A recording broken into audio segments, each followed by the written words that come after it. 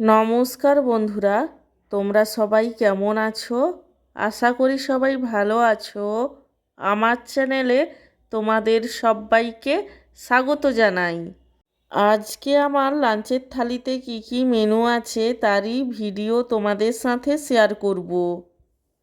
আজকে আমার লাঞ্চের থালিতে রয়েছে গরম গরম সাদা ভাত, তার সঙ্গে রয়েছে কুমড়ো ফুলের বড়া ভাজা, সর্ষে বাটা দিয়ে রুই মাছের ঝাল এবং সব শেষে রয়েছে এক বাটি মুরগির মাংসের ঝোল, যেটা আলু দিয়ে বানানো হয়েছিল।